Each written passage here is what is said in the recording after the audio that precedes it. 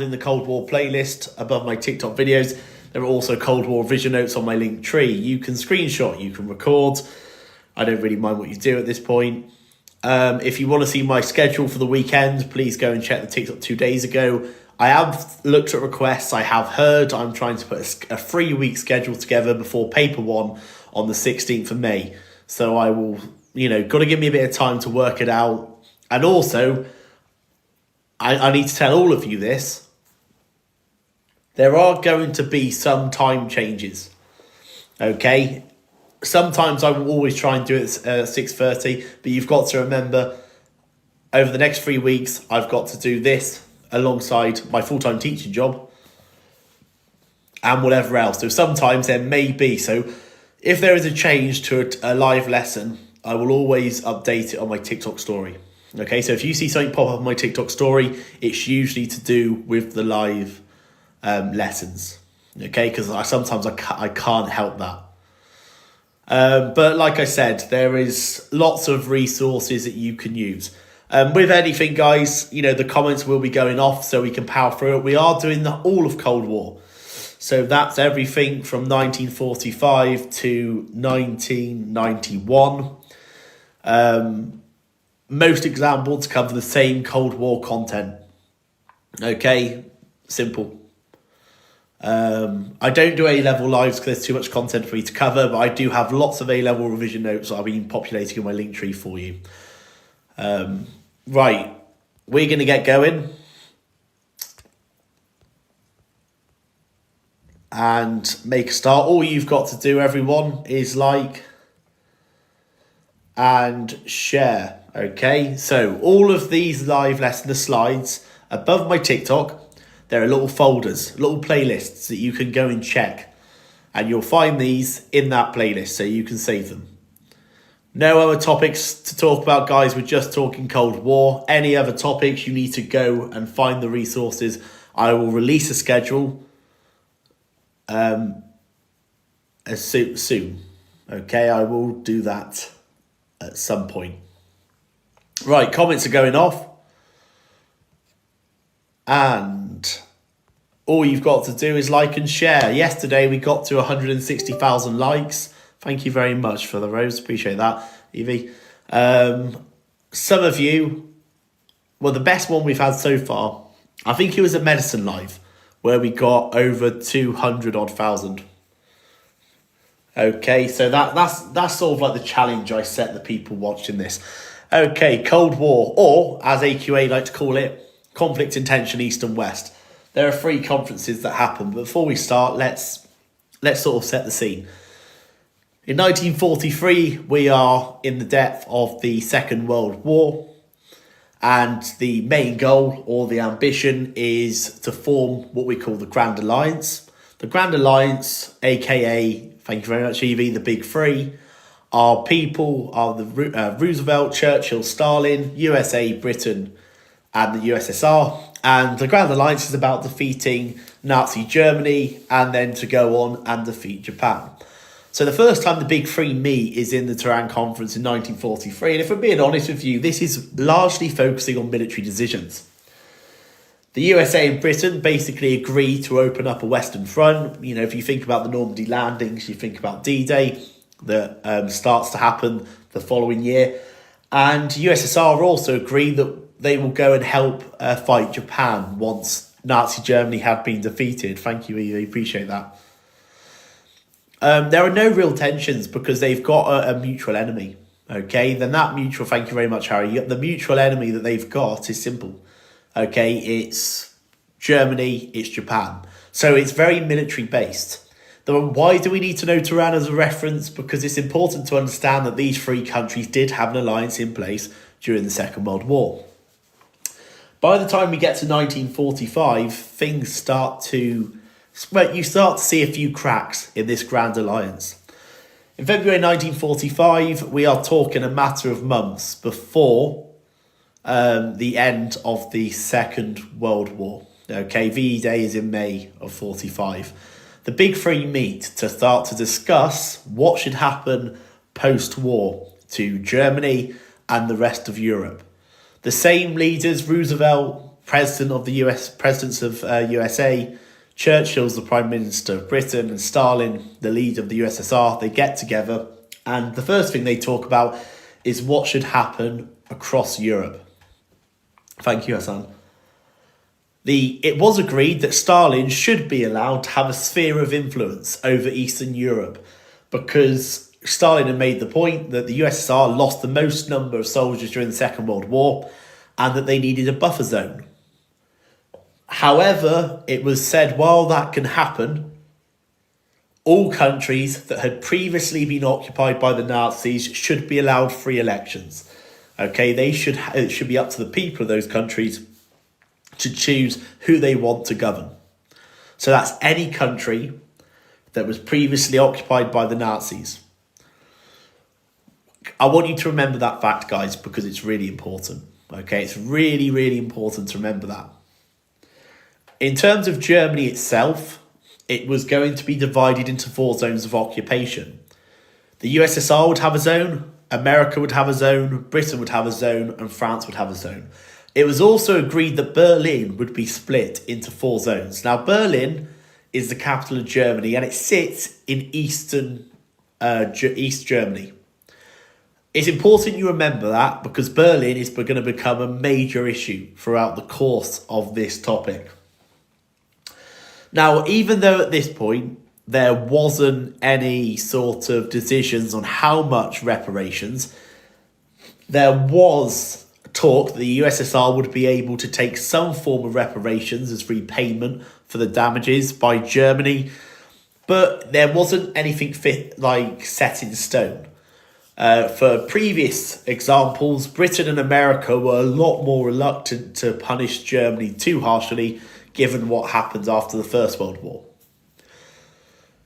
Now, this is where things start to fall apart. May 1945, V-Day across Europe. And then we go to July-August 1945, when the final conference happens, the Potsdam Conference. The Potsdam Conference happens for lots of... Well, again, it's about that transition over. Thank you very much, Harry. One of the things that we've got to appreciate is there is the changing of the guard. Now, the big three, Churchill, Roosevelt, and Stalin, had worked very closely during the Second World War. They may have all had very different opinions on how to run a country, but they always had this sort of mutual understanding. President Roosevelt dies basically weeks before the Potsdam Conference, and he is replaced by his vice president, President Truman. President Truman is a much harsher anti-communist stance to Roosevelt. Okay. Churchill also loses the general election, so partway through, there's another disruption there where Churchill loses the general election, Labour's Clement Attlee takes over, so partway through the Potsdam conferences, there's a change in the guard there, with only Stalin remaining as part of the original Big Three. Now, we've got to remember, when we go into Potsdam, we've got to look at what they had in Yalta, okay, and what's happening now. So let's start with the election. Yalta, it was agreed that there would be a sphere of influence that the USSR could have, but it must be on the basis that every previous country had a free election. It was clear by the Potsdam Conference that Stalin was not allowing free elections in Eastern Europe. Communist governments were being set up, and we'll talk about that in a bit. This sphere of influence was the USSR meddling in a lot of these elections and making it very difficult for non-communist parties to exceed. There was also disagreements. Even though they had agreed at Yalta to divide Germany into 4, there was a lot of sort of to and fro about where do these boundaries, okay, where are they going to sit? The only thing they really had complete agreement on at this point was the Nazi Party should be completely banned. And then we go back to the repayments. And the repayments, it all comes down to the fact that how much should the USSR be able to take? Now, what was eventually agreed okay, was Stalin wants a lot of compensation because he said, ultimately over 20 million Russians have lost their life. Truman was worried that if Germany were too weak, it would possibly become communist and it couldn't act as a buffer in Europe. So eventually they agree that Stalin should be able to take reparations from his zone in Germany, and the Western zones would be able to give additional 10%. There is increased tension here. A lot of the increased tension now starts to show is because you've got, especially with America and the USSR, you've got two countries with two different political ideologies. The USA are a capitalist country. They believe in free enterprise. They believe in private ownership. They believe in, having a strong economy. Whereas the USSR and Stalin believe in communism. They believe in shared distribution of wealth. They believe in state ownership. They have two very different interpretations of how countries should be run. To make things worse, President Truman is a lot more wary of Stalin than President Roosevelt ever was. Stalin also, at Yalta, had agreed to help the USA against Japan. No one had informed Stalin about the atomic bomb. At this point, President Truman was more than aware that they were going to use an atomic bomb on Japan, but they did not share that knowledge, meaning Stalin became very distrustful over America. So tensions now start to creep over. Now, when we talk about the agreement of the USSR having a buffer zone, this is what happens. Okay, in the map on the short, the darker red, is the Soviet Union. Those light pink countries is what Stalin saw as his buffer zone, as his sphere of influence. They become known as Eastern Bloc satellite states. And they're Eastern Bloc satellite states because all of them eventually have a communist party running them. And when I say a communist party running them, it very quickly becomes clear that the USSR have control over what decisions are being made in these countries. But however, it's the way that this happened. Okay? It's how it happened, which causes quite a lot of concern. Let's start with Romania. So Romania, had an election. And what happened was a communist-led coalition government was elected. However, over time, the communists start removing their coalition partners so that they could have complete control. They also got rid of the Romanian monarchy. We have Poland. Now, Poland, there was a lot of fear by Stalin that a non-communist government would be elected. So Stalin basically invited 16 of the non-communist politicians to Moscow and arrested them. By removing those politicians, the communists had an easy win in Poland. In Hungary, straight after the Second World War, a non-communist government actually won the election. However, with the use of a secret police, what a communist politician known as Rakalsi decides to arrest and execute his political opponent and therefore take over. So what you have in all of these situations is either rigged elections, interference from the USSR, or basically just cold-blooded arrest, murder, attempted takeover. Now, the last country to fall is Czechoslovakia. And it doesn't go until 1948. And the only reason that happens is when that free election does happen, the only communists were allowed to be put forward for that election. Therefore, it's impossible not to vote for a communist. So this is what's happening in Eastern Europe. You see this sphere of influence growing. You've got these satellite states popping up everywhere.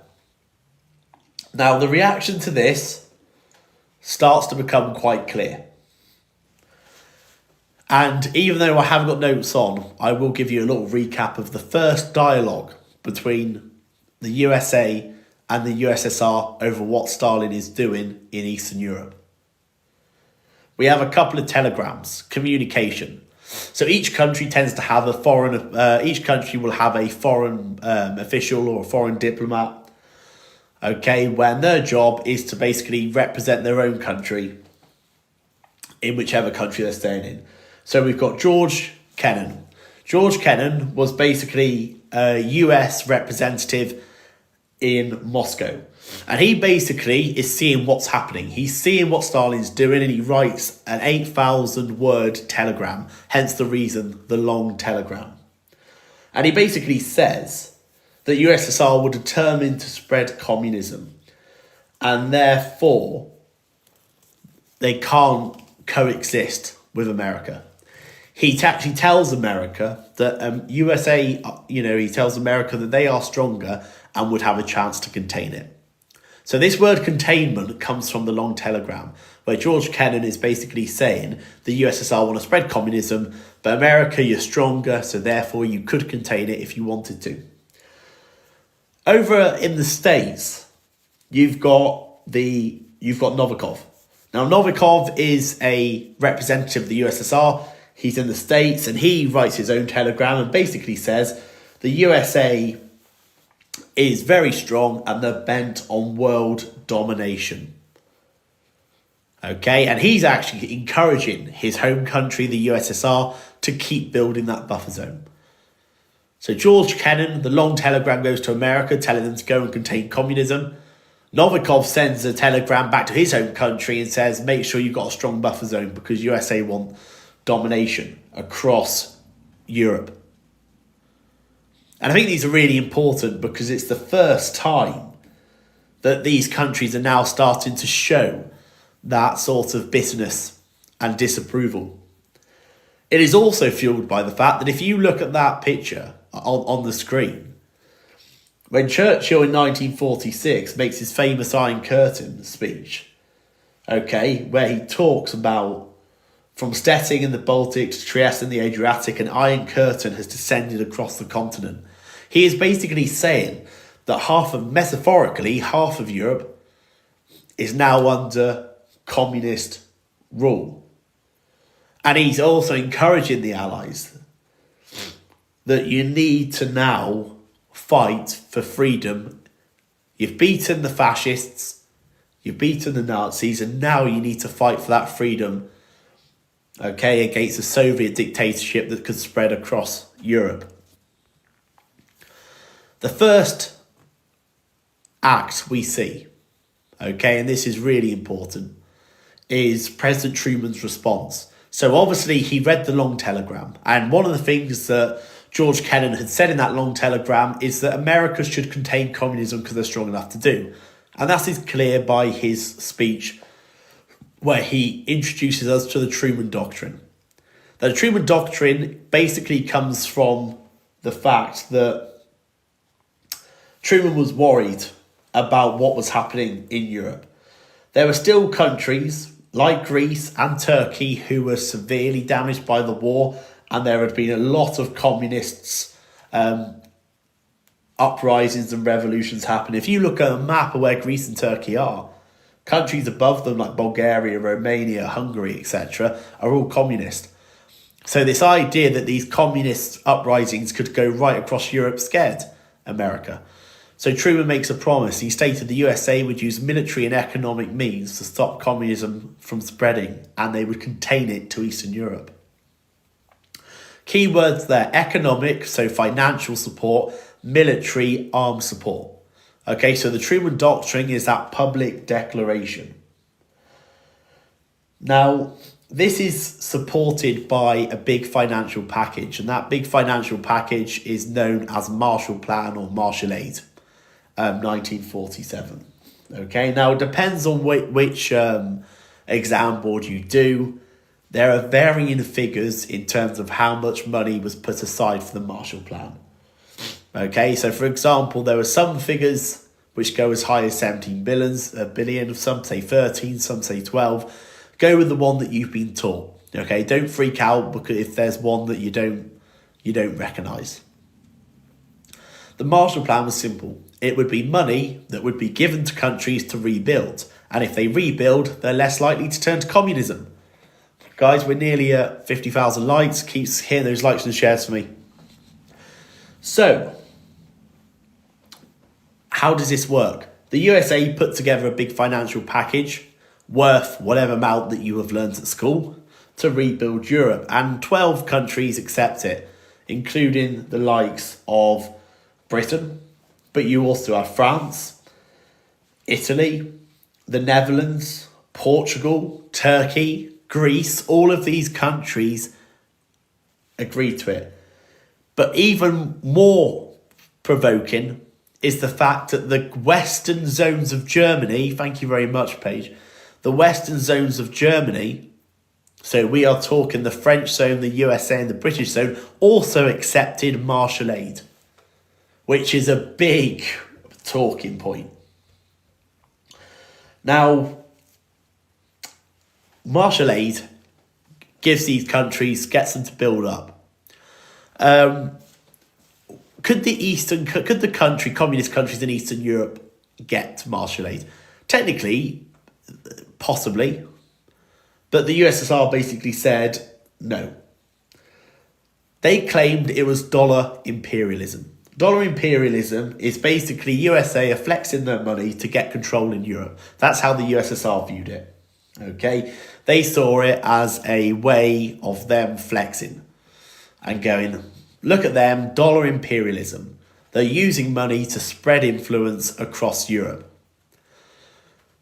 The economic side is the USA had provided and had rebuilt a lot of Western Europe.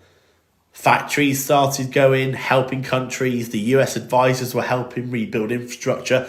You know, countries who accepted, thank you very much for the rose, countries who are accepting the Marshall Aid do improve their economies. However, now Europe is more divided than ever because you've got the satellite states in the east that have all got communist governments and sort of being controlled by the USSR.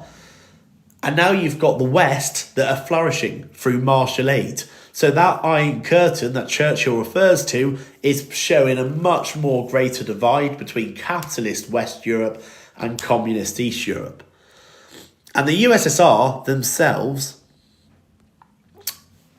had to respond. They had to respond to this. So thank you very much for the rose. Appreciate that. With the USSR, their response to the West's Truman Doctrine is they have Cominform 1947, and it's known as the Communist Information Bureau. And this allowed the USSR to control communist parties throughout Europe. Spoiler alert, they've basically been doing that anyway. It was set up to ensure that those larger countries in Eastern Europe, like your Polands, like your Czechoslovakias that could be quite powerful, were basically following the USSR. And it also ensured that they did as they were told. So this is a response. So politically, you've got the Truman Doctrine on the West, you've got Cominform on the East. You've got one promising to support countries and contain communism to the East, whereas the USSR are basically saying, yeah, we're going to have harsher communist control. We are going to micromanage all of those satellite states. Now, in response to Marshall Plan, they introduced Comecon, the Communist Economic Council.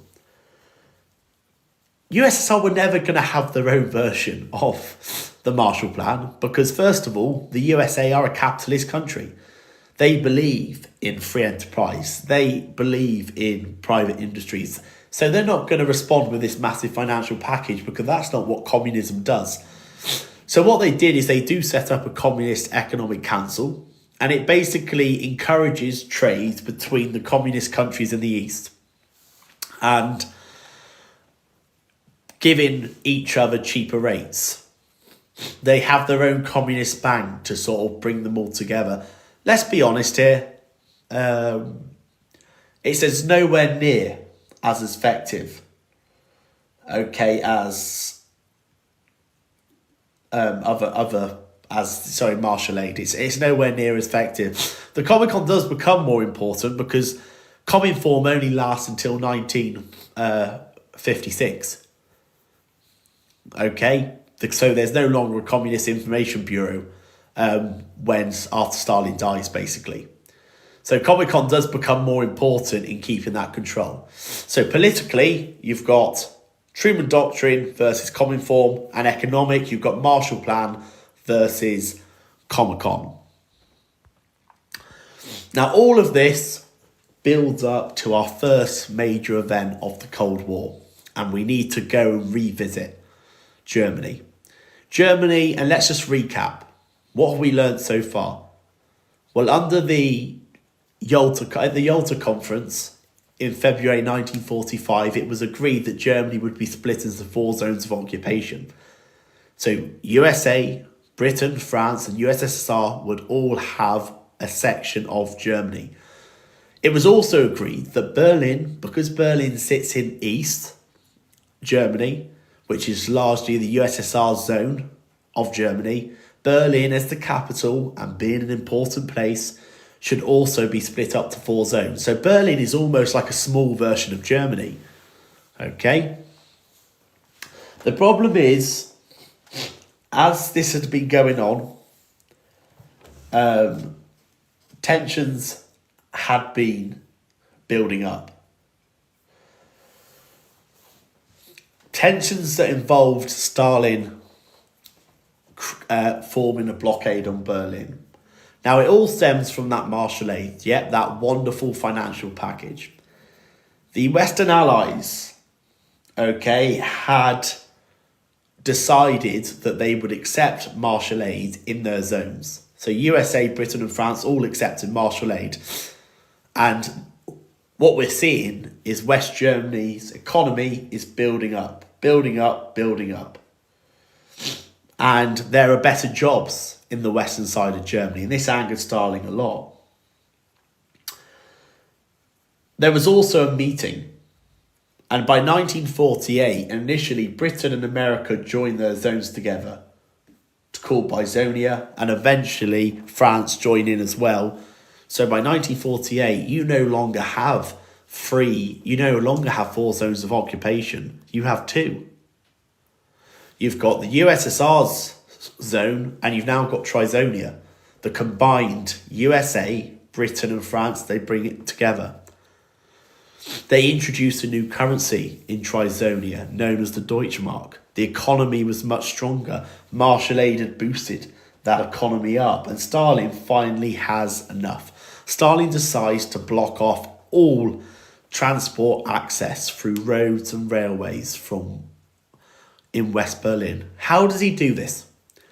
The capital, Berlin, sits in the Soviet zone of Germany in East, which means technically Stalin's not doing anything wrong. He's being very petty, but he shuts off road access to West Berlin because it's in the USSR zone.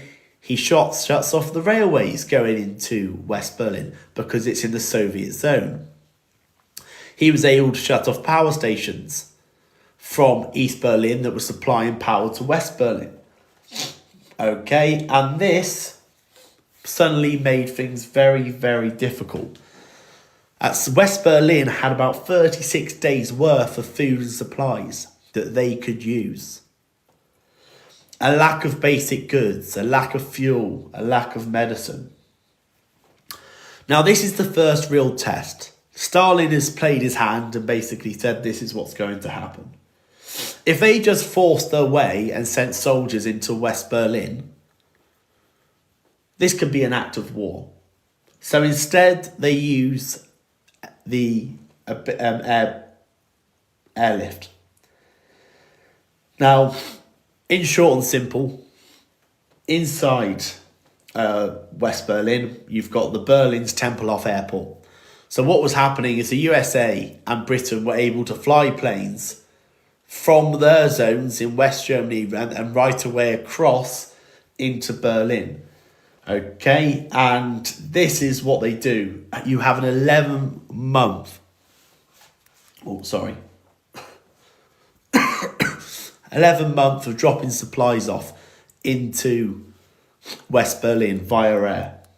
Okay, a massive amount of supplies come in. One plane at the peak of the airlift was landing every 90 seconds. Coals, necessities, food, medicine. Now the ball's in Stalin's court. What does he do? Because technically these also, just like he had the right to blockade, technically these planes are coming from the western areas of Germany. They're going and dropping supplies into the western part of Berlin. There is nothing wrong with that. If Stalin then wants to go and shoot down a plane, there could be an act of war. So eventually, Stalin, being powerless to do so, he decides to call off the blockade in May 1949. And ultimately, he had to accept defeat. The whole point of that was to sort of impose a control over Berlin. But the Allied airlift saw that fail. So the aftermath of this is really important. It shows everyone that the Cold War had its first challenge. Okay, Berlin will remain a big source of tension. We suddenly see the formation of West Germany after the Berlin airlift. That's it. Trizonia, as the combined zones, will now be known going forward, okay, as the German Federal Republic of West Berlin. And following on from that, you suddenly see West Germany and you've got East Germany. You also see the emergence of NATO, which I will talk about as well. So Germany itself is now going to be known going forward from 1949 onwards as West Germany, East Germany. Berlin is going to be known as West Berlin, East Berlin. Now, one of the things that stems is that next bold step is we suddenly see a mutual defence pacts being formed. This is another step towards that increased conflict. So straight after, during the Berlin airlift, around that time, we see the emergence of the North Atlantic Treaty Organisation, which would be known as NATO. NATO would have about 23 capitalist countries that promised to protect each other against any possible attack from USSR. They would provide weapons, troops, and money where needed. USA has now made, being part of NATO, USA have made a commitment to defending Europe.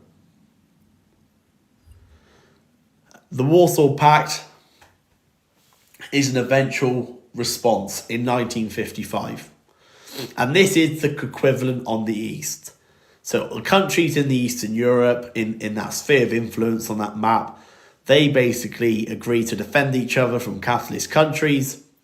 They formed in 1955, following on from, and this, to be honest, this followed up, they initially didn't, but when West Germany officially joined NATO, this prompted them to form the Warsaw Pact as a way of protecting the borders. So now, little recap. Politically, you've got the Truman Doctrine versus Comintern. Economically, you've got the Marshall Plan versus Comecon. And military, you've got NATO versus the Warsaw Pact. The arms race is intensifying. And you've now got two pacts that have caused this military divide. Now, the first time we really, but some people might argue that there was a slight sense of promise. Guys, keep liking and sharing for me. So, first big change that we need to know about. Okay, and the first big change comes from the death of Stalin in 1953. We don't need to know about the power struggle that happens in the USSR, but eventually Khrushchev wins and becomes the new leader of the USSR. from 1955. Now, one of the most key speeches that happened during the course of the Cold War is Khrushchev's secret speech. Khrushchev basically calls out Stalin and calls him a brutal despot. He basically promises to free political prisoners and end censorship as a process of de-Stalinization, suggesting that the severity of what was going on would not be as strict, the regime would not be as harsh under what the USSR had come to expect under Stalin. So why do we need to know about this? It suggested that there would be greater freedoms. Khrushchev does keep to his word. About 1,000 political prisoners end up being freed. Censorship is more relaxed. And in countries in Eastern Europe, a lot of them get behind this. A lot of them think this is our moment. And we're going to go to Hungary. Hungary is one of those countries that had suffered because of this. Hungary, remember what I said earlier, of 1945, non-communists in Hungary had actually won the election. However, 3 years later, they had been taken over. There was this secret police known as the AVH that had been going around killing political opponents, leaving it to Rákosi, known as the Bold Butcher, to take over as communist ruler. And ever since then, Rákosi's strict regime had been in place. Rákosi's name for being the Bold Butcher was for his cruel and his brutal rule of Hungary. 2,000 political opponents had been killed, with a further 200,000 being imprisoned over this time. And why not? So this is the first one. They had no freedom of speech in Hungary. The AVH, the secret police in Hungary, controlled and created a climate of fear. You also had Soviet troops that were stationed in Hungary. The Russian language was being forced on them. Now, if you're in Hungary at this point, and suddenly in February 1956, you hear Khrushchev, this new leader of the USSR, make this speech saying about the process of de-Stalinization, saying he's going to be a less harsh line than Stalin had, the fact he would use diplomacy. This gave people in Hungary a sense of optimism. And in October 1956, you start to see protests and riots breaking out in Budapest, the capital of Hungary. And there's that very famous picture of the Hungarian people pulling down the head of the Stalin statue that was in Hungary at the time. And in short and simple, initially, Khrushchev is more than happy to let this happen. Khrushchev basically, doesn't tries to sort of, probably give it a sense of freedom. So people are protesting against Rákosi's regime. He is replaced. Khrushchev and the Soviets eventually agree that a more relaxed leader like Imre Nagy should become the new PM, and he does. So initially the Soviets are on side. Now, Nagy wants to introduce reforms. He wants reforms to change Hungary. And a lot of them, you've got to remember, are in line with what Khrushchev said in his speech. He wants free elections to choose government. He wants an impartial legal system. He wants Soviet troops to be out of Hungary. He wants the shutdown of the AVF, the secret police. And believe it or not, all of these initially were being accepted until one demand was made. Nagy finally also, as part of his reforms, said, we want to leave the Warsaw Pact. Now, the Warsaw Pact had only been formed a year ago, in 1955. It was about the security and protection of all those Eastern European countries. Now he wanted to leave it. He wanted Hungary to be on a neutral side, and this was a step too far for Khrushchev. If Hungary go, you suddenly got a gap in that buffer zone. Okay, and it's not great at all. So instead, thousands of Soviet tanks end up entering Hungary to crack down on the protests. Over 20,000 were wounded. I think around, if you want a specific number, 26,000 were tried and imprisoned, with some executions.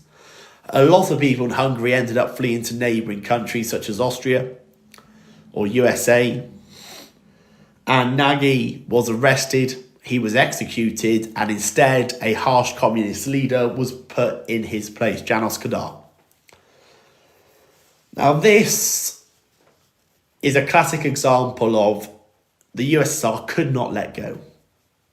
They could not let go at all. The international reaction was basically, we don't agree with it, but they did it apart from providing some financial aid and saying they were unhappy with it and giving money, and some of them taking in countries. There was no military intervention. Okay? Nagy's arrest and execution was to act as a lesson to the leaders of other countries in Eastern Europe. If you try and go too far, this is what's going to happen. It also, and I want to go back to what the Truman Doctrine promised. The Truman Doctrine stated that the USA would contain communism. Okay, but it showed that the USA weren't willing to get involved in conflicts which were happening in Eastern European countries. They weren't willing to roll back communism. Okay? So that's a really important thing for us to remember. That it showed that America, while they provided financial aid, they weren't willing to intercept military with their military. So it shows that actually they're not willing to roll back or push communism out, especially at a time where one of those countries is trying to break free.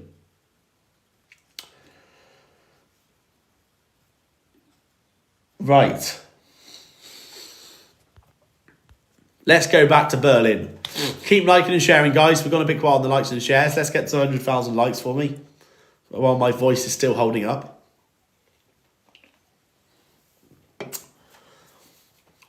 Right, we already know that Berlin's a problem. Okay, and we know from what we just talked about with the Berlin blockade that West Germany and East Germany, West Germany is capitalist, East Germany is communist. West Berlin is capitalist, East Berlin is communist. Now, Khrushchev at this point is in power, as we know. And the president of America at the time is Eisenhower. And to be honest, there has been very tense relations between the US leader and the USSR leader in the past. Truman and Stalin did not get on. There's a bit more of a begrudging respect between Eisenhower and Khrushchev.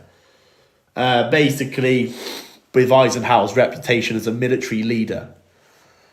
And there is there's a period of time where things start to look a bit more, thank you very much for the roses, positive.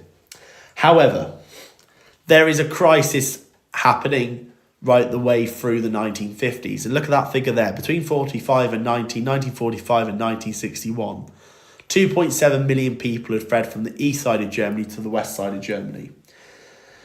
This is sort of what we've known as a brain drain.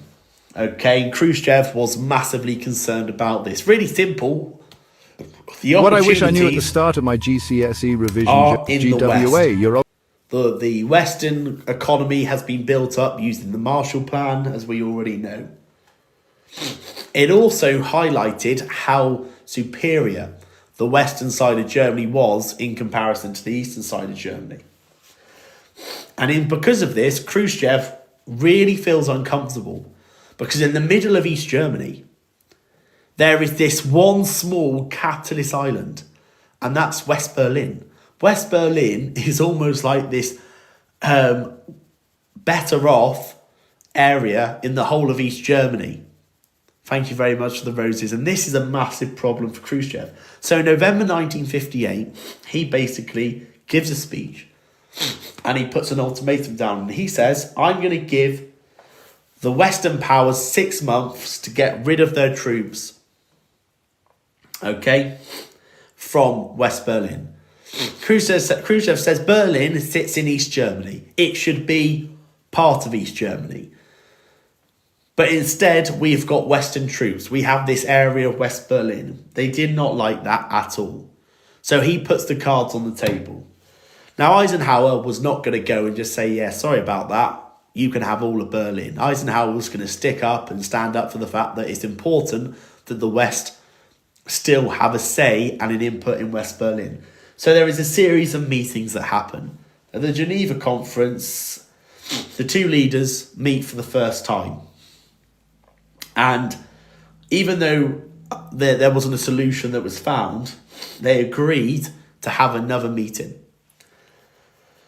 The Camp David meeting is quite important because the Camp David was actually one of the presidential residences for the American president. And the fact that Khrushchev has come over to the US and set foot on soil during the midst of a Cold War showed the respect that these two had for each other. Now, they hadn't reached an agreement about how Berlin should look in the long run, but it's really important that you know this. At the Camp David summit in 1959, Khrushchev removes that ultimatum. You know, the whole, you've got 6 months. So it shows like the relationship is looking really, really positive. Could we see a breakthrough?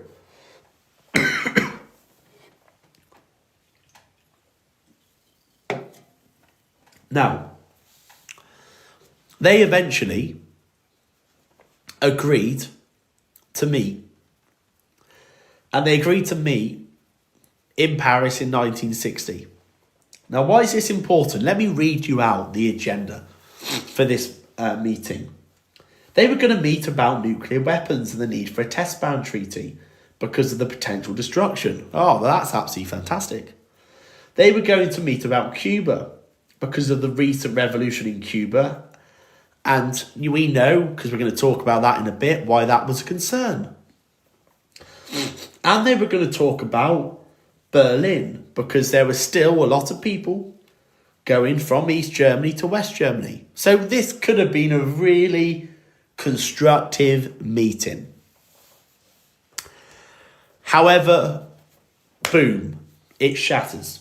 On the 1st of May 1960, before the Paris summit, a US spy plane is shot down going over the USSR.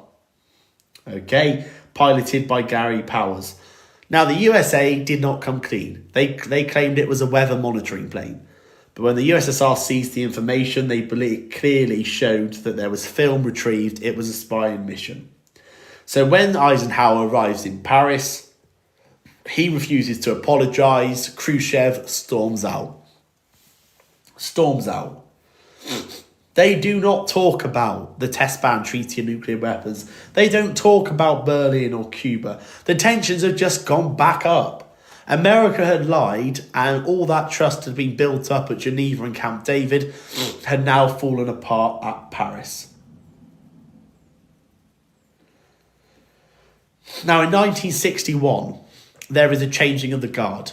President Kennedy, or JFK as we know, became the youngest US president.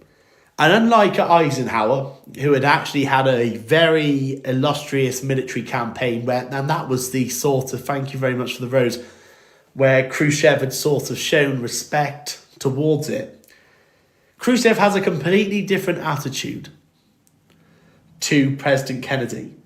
He basically believes that he could bully Kennedy. He's only been president for 4 months. He hasn't got the experience. Okay? Kennedy has a very strict anti-communist stance. He's very much, clear on that. So in 1950, remember in Camp David 1959, Khrushchev had withdrawn the ultimatum. A lot's changed since then. You've had the spy plane incident. You've had the refusal from America to apologise. And now you've got this young president who's taken over. And he basically, at a conference in Vienna, 1961, Khrushchev brings back that ultimatum. Yep, that same ultimatum that he'd initially brought out 3 years ago, Khrushchev now tries again. And he says to Kennedy, you've got 6 months. Troops need to be withdrawn from West Berlin because Berlin should be part of East Germany. Now, it goes without saying that Kennedy was not going to sit there and agree. They were not going to refuse. If anything, Kennedy goes completely the other way. And he has this massive increase of spending on military funds. He also increases the money spent on nuclear fallout shelters. So, the big question was, what was going to happen next? Okay? We already know that the problems Khrushchev always had was that there is a massive brain drain. This is what we know so far. There is a massive brain drain between East Germans going to West Germany because it's better opportunities. The West were living with much more freedom. It showed them what they could earn through capitalism. They had more freedom. But there was also this problem. The fact that you had this small part of East Germany being West Berlin, there was fears of espionage. Could the Americans gather intelligence by sitting inside East Germany? And the eventual response by Khrushchev is he can't sit there and force the American troops to leave. But what he can do is he needed to be seen as being in control of the situation. So in August 1961, East Germany seals off West Berlin with barbed wire. And then by September, you've got this 3-metre high concrete wall going right the way round. And again, it's very much the case that, West Berlin sits in East Germany. Technically, Khrushchev has that authority to do so. Thank you very much, dear. You suddenly got this massive 3-metre wall going right the way around West Berlin. It split up West Berlin and East Berlin. You've got these massive watchtowers. You've got floodlights and everything. And they had also, the guards had been ordered to shoot anybody who tried to go from the eastern area of Berlin into the western sector. Now, the USA response to this was they were obviously horrified at this. Once the wall had constructed, the US wanted to test out the USSR. How strict are they? So the US would regularly send troops and diplomats, through Checkpoint Charlie. And if you've ever gone to Berlin, Checkpoint Charlie was the main crossing point between West Berlin and East Berlin. Now, the reason they did this is because back at the Yalta Conference, when they made the Berlin Agreement to split into 4 zones, they had made agreements that officials could cross between the different sectors, no problem at all. Okay? However, this was intervened. The Soviets building a wall is going against that freedom of movement. The West was saying, at what point do these East German guards who now sit in their watchtowers or sit at Checkpoint Charlie, at what point do they have the right to be checking travel documentation? This wasn't what was agreed back at the Yalta Conference. This is a massive issue. So, what we suddenly see is US tanks are basically, as a form of intimidation, they roll up into West Berlin on their side of Checkpoint Charlie. The Soviets respond by bringing their tanks, and you've got this standoff. You've got an 18-hour standoff where tanks from both sides are staring at each other. It's the closest we have to a direct hot war conflict between the USSR and America. After 18 hours of negotiation, both sides withdrew. And I will finish by pointing out that in 1963, when President Kennedy visits Berlin, he makes a very famous speech where he talks about the fact that Berlin was a symbol of freedom against the struggle of communism. Okay, and that's really important. Who won the Berlin Wall? Well, Khrushchev never achieved his ultimatum. Berlin remained, split. But you could sit there and say that Khrushchev did assert some power and authority by putting up the wall, but he doesn't achieve his ultimatum of getting all of Berlin to be part of East Germany.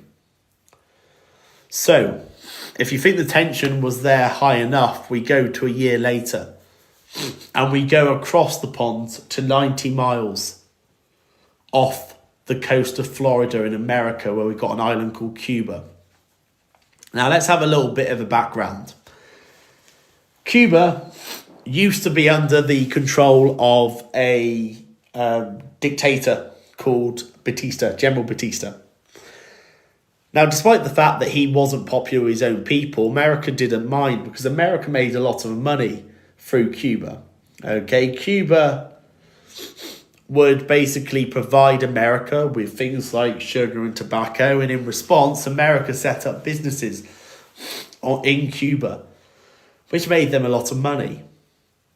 In 1959, January, there is a revolution where the people of Cuba had finally had enough of this horrible General Batista, and Fidel Castro replaces them.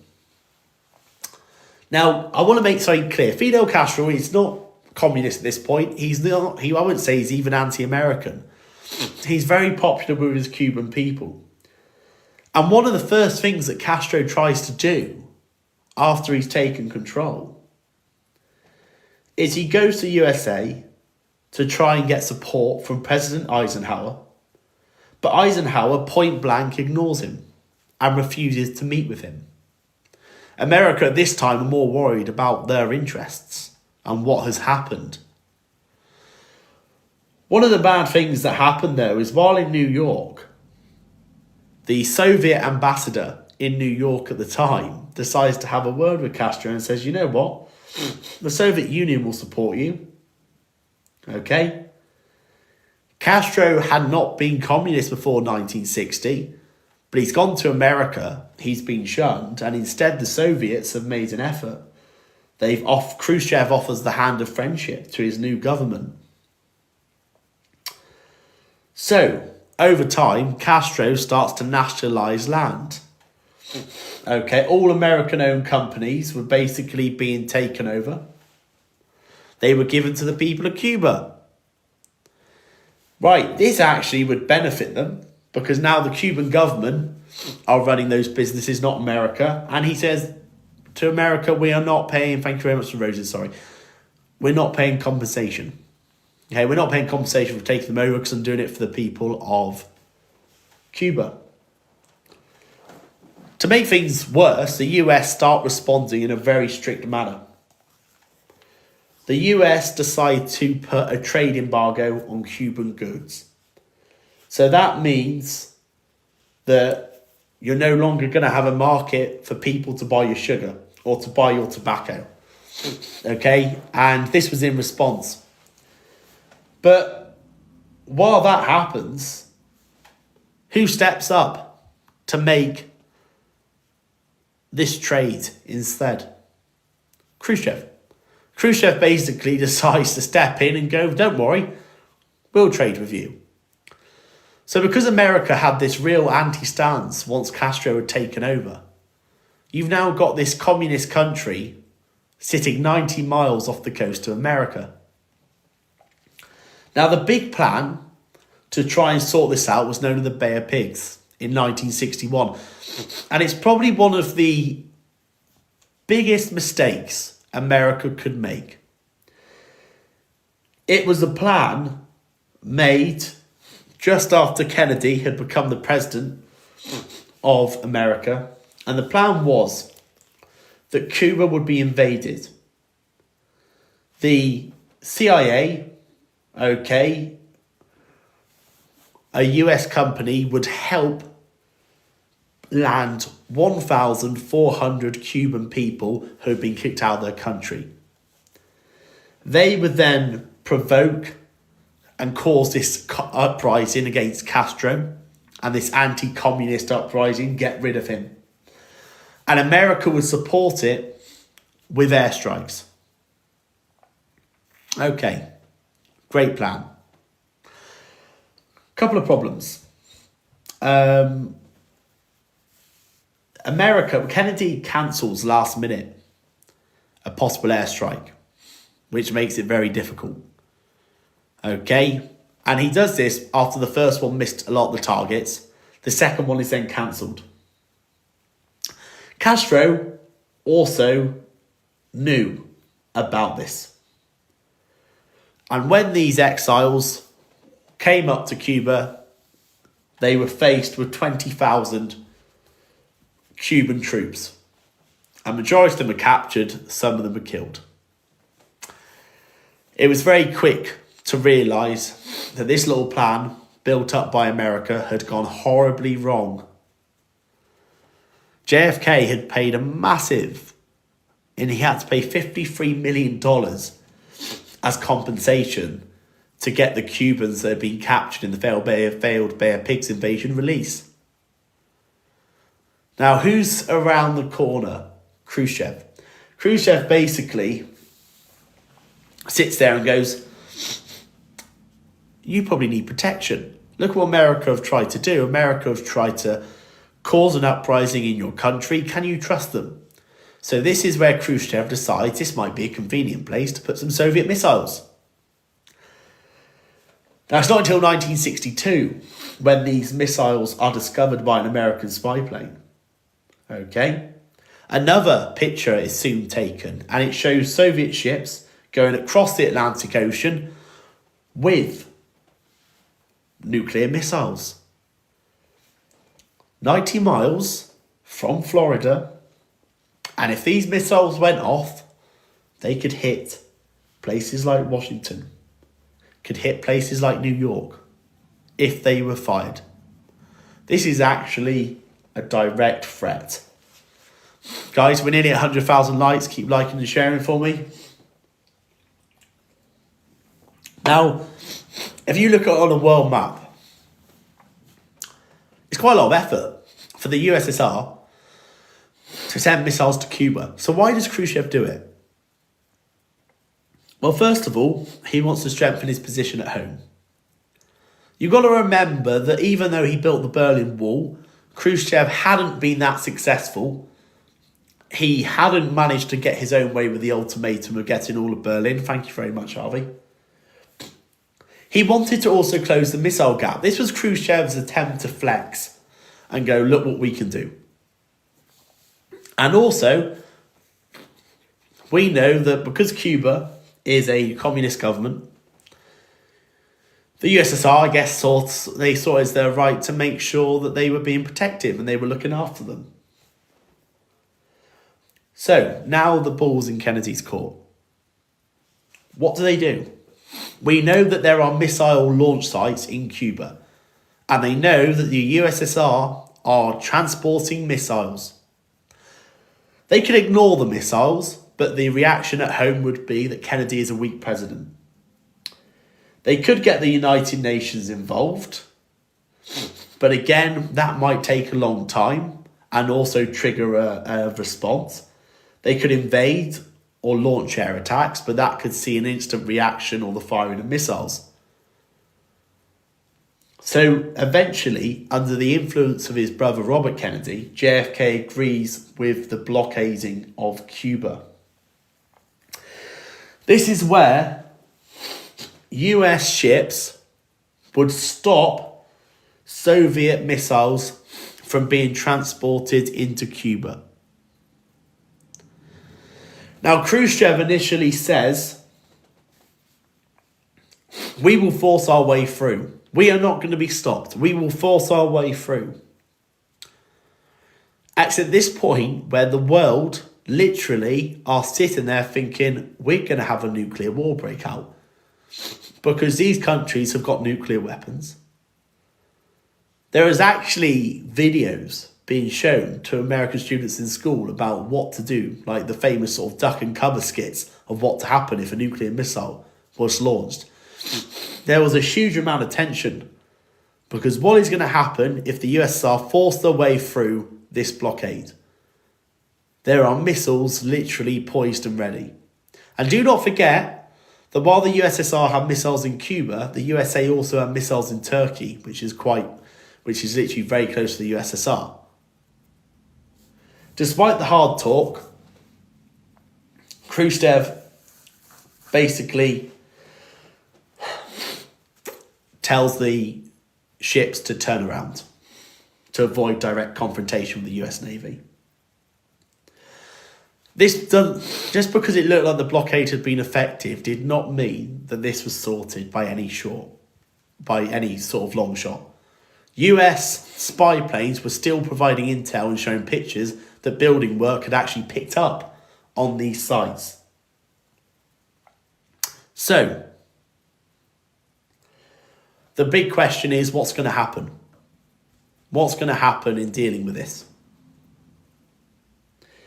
Kennedy eventually receives a letter from Khrushchev. And he basically says in this letter that we will remove the missile launch sites from Cuba if the USA promise to A, lift the blockade, and B, not invade Cuba. So no more Bay of Pigs nonsense. Khrushchev then follows that up with a second letter where he basically says all of the first, but USA also have to remove their missiles from Turkey. This is where Kennedy probably performs an exceptional, I would say, masterclass. Kennedy publicly responds to the first letter. And he says, we will be removing the blockade around Cuba. We will not be invading Cuba, and we have managed to get USSR to remove their missiles. He only replies to the second letter privately. And this is really important because the consequences of this is, yes, America moved the missiles from Turkey, but it's done in secret, where now publicly everyone knows that Khrushchev has had to remove the missiles from Cuba. And this is really quite a bold thing. Now, both sides are saying that they've won. Khrushchev basically says, Cuba is a communist government. We have stopped any risk of an American invasion. Kennedy basically says, I've stood up to the USSR and I've got nuclear missiles out of Cuba. The public react much more favourable to Kennedy. Actually, Khrushchev comes under a lot of criticism because of the public way in which they found out about the missiles being removed. But there are lots of lessons to be learned from this. And I go to the 1960s, that following the Cuban Missile Crisis, you have the beginning of a period called détente. Détente is the relaxing of tensions. And the problem is you have just come from the Cuban Missile Crisis where there was a brink of a nuclear war breaking out. And both sides realised that that's not great. So they enter talks. First of all, they set up a hotline. A hotline is a telephone which connects the White House to the Kremlin. which means the leader of both countries can actually talk to each other directly. They also agreed to a test ban treaty in 1963. A test ban treaty bans the testing of nuclear weapons in the atmosphere and in space. This is responded to with an outer space treaty, which creates to stop an arms race spreading to outer space, and it stopped them being able to store or use any nuclear weapons in space. So both countries are starting to think about the consequences. The Nuclear Non-Proliferation Treaty, is also introduced in 1968. Both sides neither USA or USSR would supply nuclear weapons to other states nor help them develop. So the USSR can't be handing out nuclear weapons to the satellite states. America can't be creating weapons for other countries. It was trying to stop any sort of major conflict like they were having breaking out across the world. Now, despite the fact that 1960s was looking quite a promising thing, it not without its last bit of drama. Okay? And let's start with Czechoslovakia. Czechoslovakia had been under communist rule since 1948. It had sort of been moulded in a way where it was set up to be a communist, and very similar to Hungary in 1956. It had quite a strict leader. Okay. The Prague Springs are reforms that were put forward by Alexander Dubček. Alexander Dubček had become the leader of Czechoslovakia in 1968, and he wanted to I need to take a quick drink, guys. Right, sorry.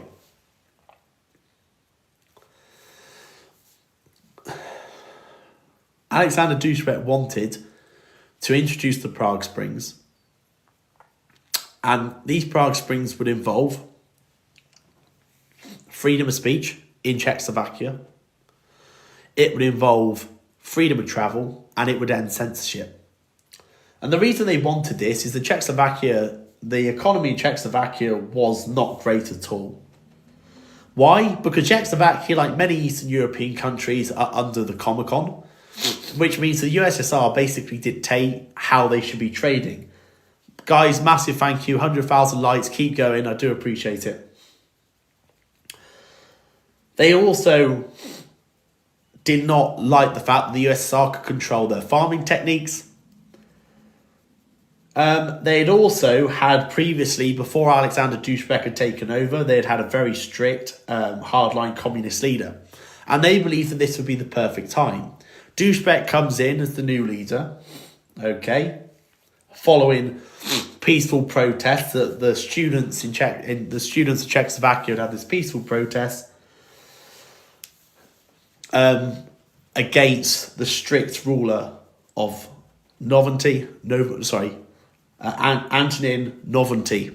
That's it, Aventin Novotny. So Novotny had basically been this strict leader. He was very unpopular. There were protests happening. USSR refused to help Novotny, and he's replaced by Alexander Dubček, who comes into Czechoslovakia and says, we want reform. And he introduces the Prague Spring reforms. He wants more freedoms. He wants to deliver socialism with a human face. Key phrase there, guys. Socialism with a human face. Which basically removes taking away state control and allowing freedom of speech.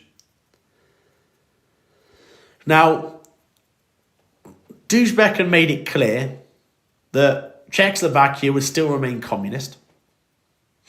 And to try and reassure the USSR, you know what the USSR get like if one of their satellite states starts to go a bit questionable?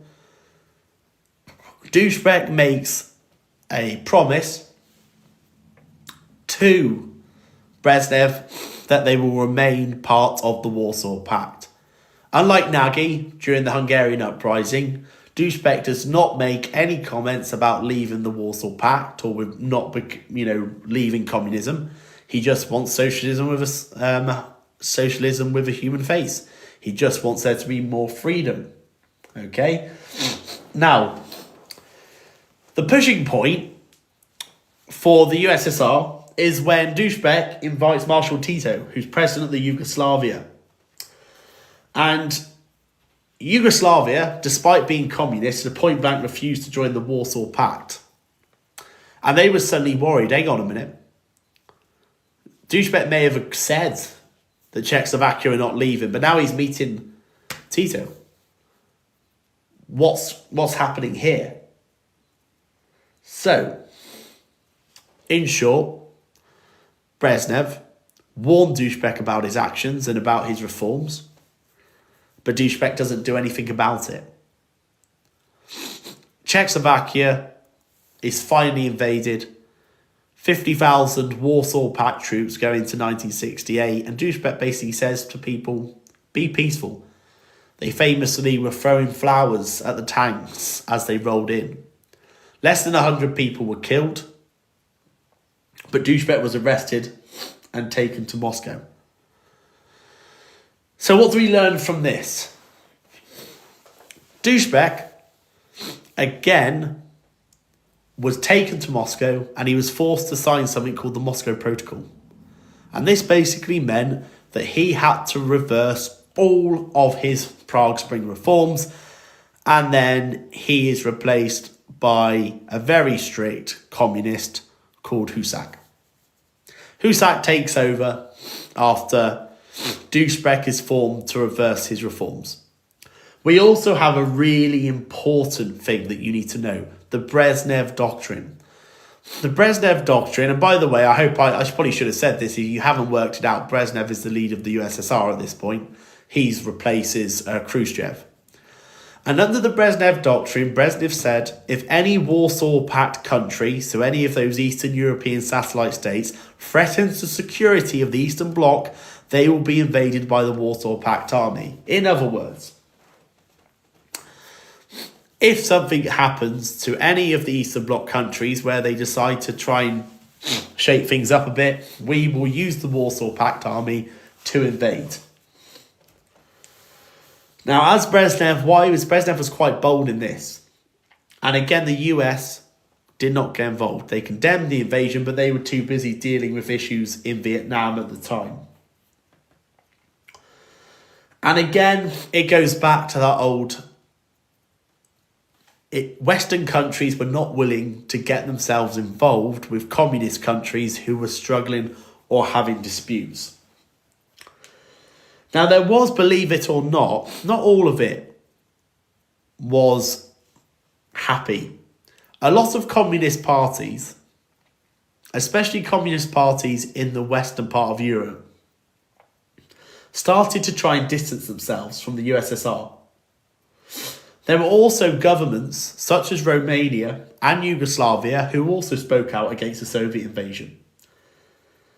It probably was the first time that the Soviets' way of ruling was being questioned. Because actually, the USSR are not the only strong communist government out there. These countries are like, well, we might be communist, but we can liaise with China. And this period, in particular, starts to see a change of approach. Now, the 1970s are really important. The 1970s and the Cold War is where you see détente happening at a full flow. It's probably the most... Some people mark détente as the end of the first Cold War. Okay? But détente is a period of time where there is a relaxing of tensions. So why is this? Well, first of all, there are many reasons why détente is happening. The arms race of outdoing each other and building missiles, spoiler alert, it's very expensive. It's not great. There was also a period of time where it showed that war, thank you very much, Sarah, the war wasn't the right thing to do at all. President Richard Nixon has seen that firsthand with how America was struggling in Vietnam, and they needed to bring it to an end. There was also the breaking up of relationships between the two powerful communist countries. The USSR and China are both communist countries, but over the course of the 1970s, that relationship wasn't strong at all. It's known as the Sino-Soviet split. The Sino-Soviet split is where the two countries, the two communist countries, the big players in the world, start to see a deteriorating relationship. And the USA used this to their advantage. By 1972, President Nixon goes and publicly visits China. It shows the improvement in relationships. Okay. It also saw the US drop any objection to China joining the United Nations. And the reason they were doing this is because if we get if we get China on side, they will stop supplying North Vietnam, basically. But more concerning, the USSR have got to now be very careful, because if America have relationships with China, this can be a huge issue. Thank you, Sarah. We also have a series of events which show the relationship improve between America and the USSR, and it starts with the SALT I agreement. Now, the SALT stands for the Strategic Arms Limitations Talk. And it was about limiting the number of nuclear weapons each superpower could have. So Nixon, President of America, gets together with Brezhnev and they agree they're going to restrict the number of intercontinental ballistic missiles, which I've stated on the slide. Some criticise the fact that it only said they can scrap old weapons, but they could still make new nuclear weapons. So it didn't limit the production of new weapons. But it's the first major step in creating, a less expensive spending spree on weapons that are there to cause violence. Some of you may remember there was a very famous picture in 1975. Now, both America and the USSR have been part of this space race. The USSR were the first ones into space. The USA, the first ones in, and also sent a dog up to space. The USA are the first ones to put a person on the moon. They have been trying to outmaneuver each other. In 1975, they have a joint Apollo-Soyuz mission, where the US Apollo and the USSR Soyuz spacecrafts dock in space, and you see the very famous handshake, between the American astronaut and the Soviet cosmonaut. It slows down the space race. It shows greater cooperation. But arguably one of the most important ones was the Helsinki Accords or Agreements. Really important you know this, guys. 35 countries get together and they agree to the Helsinki Accords. Now, these Helsinki Accords were all about international cooperation. The Helsinki Accords basically said that countries need to recognise European borders. They need to respect human rights. They need to respect freedom of speeches. So what this is doing is if you're signing, and both USA and USSR agree to them, USA, you have to respect the Soviet control over Eastern Europe, if that's something that's in place. The Soviet Union had to accept the fact that you can't sit there trying to limit and crush human rights. They would share medical knowledge. For the first time ever in this era, America and the USSR are trading together. It's not about weapons. It's a massive, Massive level of progress. So why did it not all end here? Why did the Cold War not sign off here after these really positive inputs? Well, first of all, Nixon's replaced by President Jimmy Carter. And Jimmy Carter is very quick to point out the USSR's human rights abuses. We're also a slight problem, and I'm going to go back to the SALT I Agreement of 1972. The SALT Agreement says that old weapons can be scrapped and new ones can be made to replace it. Well, between 1977 and 79, at the end of this decade, the USSR is replacing out-of-date missiles, but with a new type of missile. And this started to cause a few questions by the West. The West see it that the USSR have not given up expanding their nuclear arsenal. And therefore, by the end of this decade, the Americans create their cruise missiles.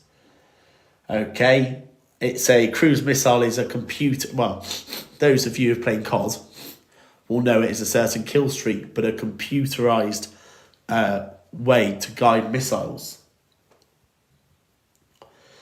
And the big final breakthrough of why this period ends the way it does is because of the Soviet invasion of Afghanistan in 1979. Some people mark this as the start of the Second Cold War, okay, following on from the falling apart of Dayton. So how does it go belly up?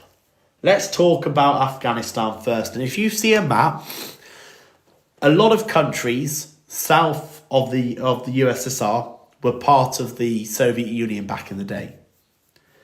Kazakhstan, part of the Soviet Union.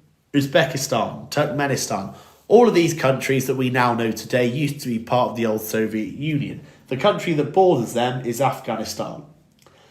And in Afghanistan, in 1978, okay, a communist government basically seized control, led by Taraki. Now, this is really important. In April 1978, when Taraki takes control of Afghanistan and overthrows the government. Now, this has a greater impact in countries like Afghanistan, because a lot of ordinary people in Afghanistan hated the fact that they had a communist government taking them over. Absolutely despised it. Because, first of all, the communists are anti-religious. And for a lot of ordinary people in Afghanistan, they were dedicated to their Muslim faith. So we see the emergence of this resistance group known as the Mujahideen. The Mujahideen are this resistant group in Afghanistan who are going to basically fight against communism. And ultimately, what we see is the Taraki, the communist leader in Afghanistan, gets murdered by an Afghan politician. Okay? So, Amin kills Taraki. And this changes things massively. Okay?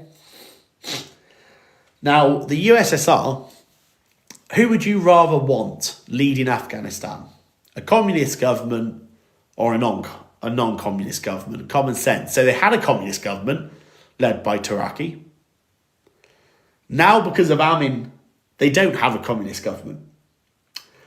And the first thing Amin did when he seized control for himself, he starts talking to America, which is again another massive concern for the USSR. So the USSR do not want American influence south of their border. They didn't want that at all. So on the 24th of December 1979, Brezhnev orders Soviet troops to invade Afghanistan. And the first thing that happens is Amin gets assassinated, and you now have a communist leader back in place. Alongside this, you've got 50,000 USSR troops going in. Amin gets assassinated on the 27th. He's replaced by a communist leader. The USSR have officially declared war and want to protect the communist government in Afghanistan. Now, on paper, it's a bit like an America-Vietnam situation. Keep liking and sharing, guys. If we get to 150,000 likes, that would be great. We haven't got long left. Now, unlike a bit like America-Vietnam, on paper, the USSR should very easily dominate the scene. They should very easily be able to take it down Afghanistan. But the couple of things they did not realise is what's going on. They're not prepared for the type of warfare that they're about to get involved in. Okay, a large part of Afghanistan is desert and mountain landscape. And the Mujahideen, the resistant group, they know the locals. They know the terrain. They were able to use guerrilla warfare effectively. Also, the Mujahideen are a resistant group, and part of the things of what they're fighting for is they're fighting for their homeland. They're fighting for religion, so they've got that extra motivation. Now, how do America feel about the Soviet invasion? Well, it won't surprise you in the slightest that this was something they didn't agree with. Okay? They, first of all, refused to sign SALT II. Yep, a strategic arms limitation talk, okay, was meant to be signed as an extension to SALT I. Okay, President Jimmy Carter and the leader of the USSR, Brezhnev, had signed it. However, following the invasion, the American Senate refused to ratify it. So the US go back on any possible further agreement with SALT II. And President Carter makes a promise, and this is known as the Carter Doctrine. The Carter Doctrine is very, very similar to the Truman Doctrine. He basically says that the US was extending its policy of containment to the Middle East. It stated the USA was prepared to use force to stop any country from gaining control over the oil-rich states in the Middle East.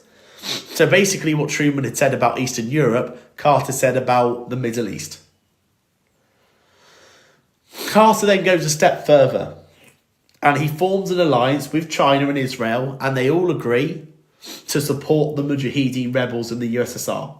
The CIA were providing weapons and funds. The US also decided to put sanctions on the Soviet Union.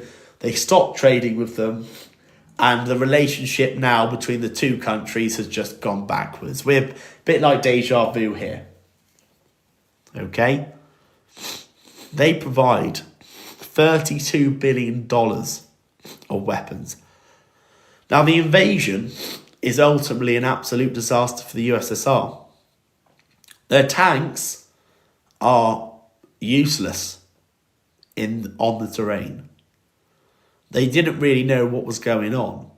And the only weapon they did have was that they did have aircrafts, which fine, could be used. But the USA started providing the Mujahideen with anti-aircraft missiles. So it becomes very, very poor. And over time, it's more and more money. There's 10 years of money. Very little hope of victory. And eventually, the leader, Gorbachev, who takes over, puts an end to it. Now, you've got to understand the consequences. Politically, the Cold War is back intensifying. The fact that SALT II wasn't ratified by the US government shows the fact that talks of further cooperation of limiting arms is not going on.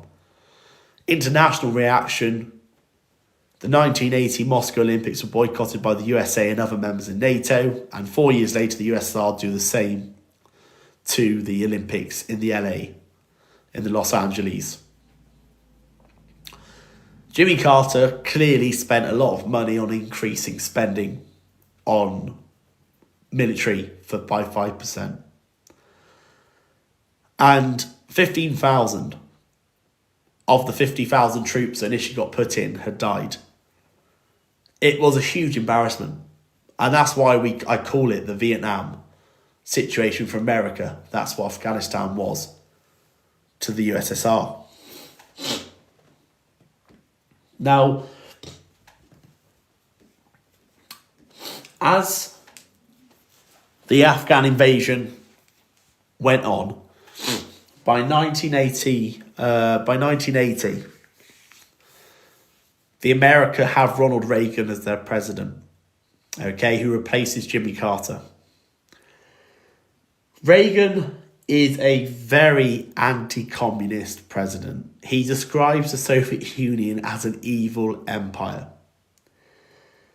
And he decides to rapidly increase the amount of spending that America have on defense. Now, a lot of this money went on his Strategic Defense Initiative, or SDI, also known as Star Wars, because it was named, okay, after the Star Wars film franchise. Basically what it was a system which could use satellites and lasers to shoot down any missiles that might be launched against the USSR or USA. Had this been initiated and developed, it would have blown out the arms race. It would no longer be a competition. It cost a lot. But the USA clearly showed their superiority in the arms race with this idea. They had also developed things like stealth bombers, which were invisible on radars. They also started creating things such as the neutron bomb, a weapon that would kill people without damaging buildings. Okay, Reagan developed nuts, no pun intended, but USA weapons that could target USSR warheads, not cities. So that's what when I'm talking about the neutron bomb, okay, or known as nuts, it showed the upgrade in weapons that were happening. Do the USSR have a neutron bomb? No, they do not. They did upgrade the armour on their tanks and armoured personnel carriers to try and deal with the threat. Thank you very much, Paige. But they didn't have anything of that nature.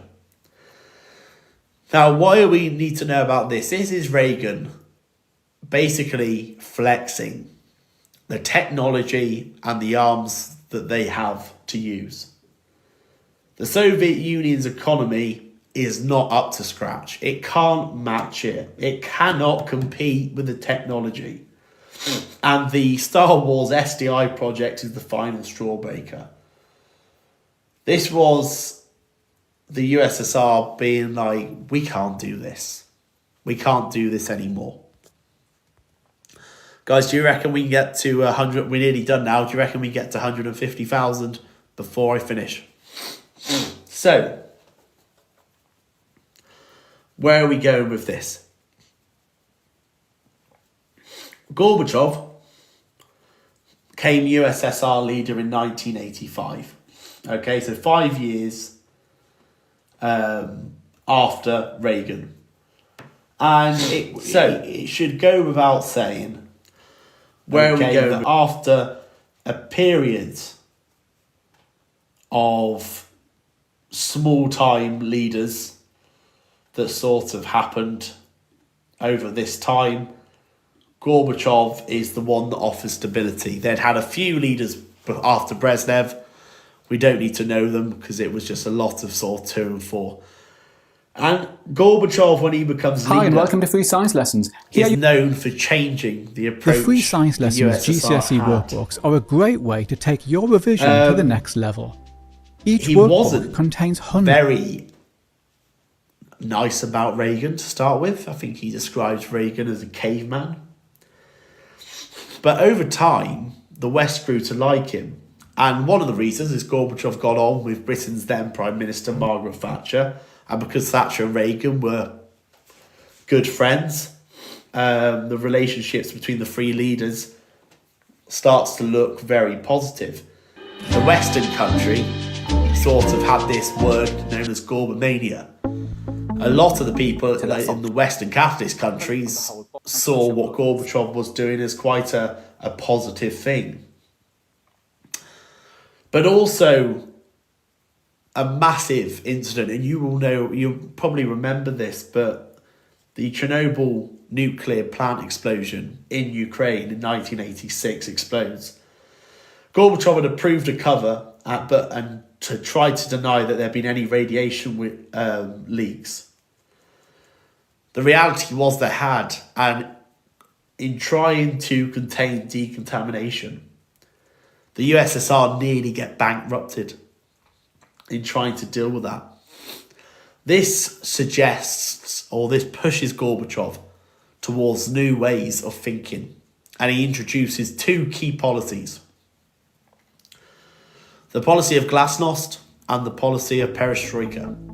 Glasnost basically translates to openness, where there should be freedom of speech, end of censorship, freedom to travel, and Soviet troops to be pulled out of Eastern Europe. Perestroika restructuring is about improving the USSR economy, allowing private businesses for the first time, and also allowing foreign investment in the USSR and Eastern Europe. Now, Gorbachev never went out of his way to sit there and try and weaken communism, but naturally, because of what these new thinking and these new ideas presented, it naturally had this knock-on effect. Now, over time, there is a series of meetings that happen. But I would say the difference between these meetings and meetings that we've talked about previously between Gorbachev and Reagan and then afterwards Gorbachev and President Bush Sr. is that this is a different power dynamic. Reagan and America go into these meetings knowing full well that they have the upper hand. Gorbachev goes in these meetings knowing that there's very little that he can sort of say or do. So the first time they meet in Geneva in 1985, if both sides wanted to talk peace, Gorbachev wanted to try and start talking to Reagan about dropping his plans for his SDI project. When they met in 1986 at Reykjavik, Reagan and Gorbachev both agreed to remove all weapons from Europe and cut intercontinental ballistic missiles by 50%. However, Reagan does say, I'm keeping my Star Wars project. By Washington in 1987, we have the INF Treaty. The INF Treaty confirmed that all mid-range nuclear weapons would be scrapped. The USA scrapped 900 intercontinental ballistic missiles in contrast to USSR's 1,800. And probably again because the USSR could not afford to have them, ultimately. And the final time that Reagan meets with Gorbachev was in Moscow. And at this time, Gorbachev basically wants to remove soldiers from Eastern Europe. Reagan disagreed. Probably on the principle that there has to be a policy in place. If you suddenly remove soldiers and you suddenly have uprisings and all sorts happening, there needs to be a sort of a process of doing that. But there are two further agreements that you may know about. The CFE agreement in 1990 between President Bush Sr. and Gorbachev limits non-nuclear forces that the NATO and Warsaw Pact could have. And by 1991, you have the START 1 agreement. The START 1 agreement limits most nuclear weapons by a third. So by 1991, the arms race is basically as much as over. So we go to the the sort of impact that this has. And again, it's important. Because of the policy of glasnost and perestroika, the idea of openness and being allowed to have financial support from the West and private industries, there is a domino effect across Eastern Europe. In the past, the USSR would have got involved and would have stopped it. We saw it previously, Hungary in 1956, in Czechoslovakia in 1968. The difference is the USSR don't have the resources to do so. So there is a domino effect. In Hungary, things start to change. They get rid of Kadar. And the Communist Party actually renames themselves. In 1989, Hungary, for the first time since the Second World War, have free elections.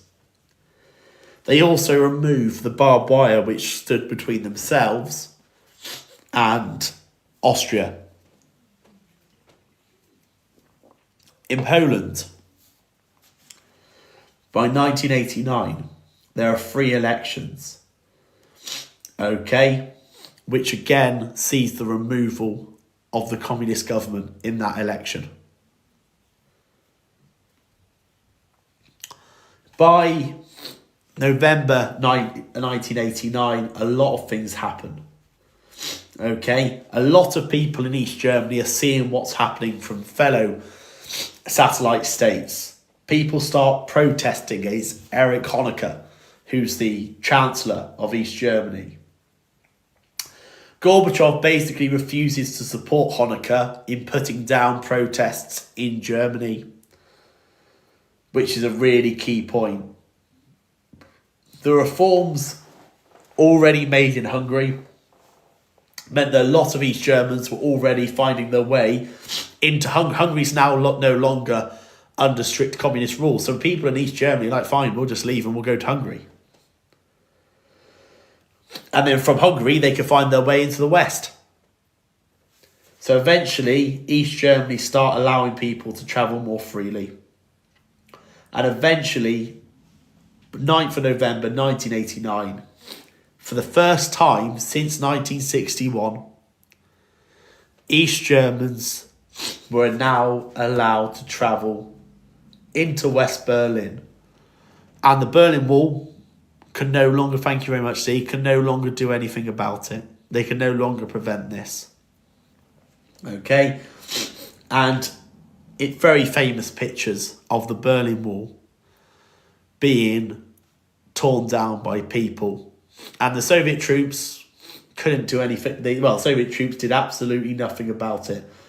By 1990, Germany is officially united as one country. Czechoslovakia opens its borders with the West in 1989 and they have a new president in 1990. 1989, there's a revolution in Romania to get rid of the communist government. And by January 1991, the Warsaw Pact is officially disbanded. There are no members left because the Warsaw Pact can only work, couldn't it? If it was all about communist countries supporting each other. Majority of Eastern Europe now have had free elections. Now, the last thing we've got to see is what happens. Now, Gorbachev, even though the Western leaders see him as a bit of a hero, he did not. We even won the Nobel Peace Prize in 1990. In Russia, he was often depicted as the villain. And in that August of 91, there was a gang of 8 who basically form a coup to try and remove Gorbachev, okay, by putting him under house arrest in Crimea. It fails. And eventually, Gorbachev sort of accepted the fact that his position may be more weak than he thought. And on Christmas Day, Gorbachev announces the dissolution of the USSR and he resigns as their leader. And that means that all those Soviet republics, your Lithuanians, your Latvias, your Estonias, your Georgias are now independent. The USSR ceases to exist, and they basically have just Russia. And that, people, is... And that's that, people. Right. I mean,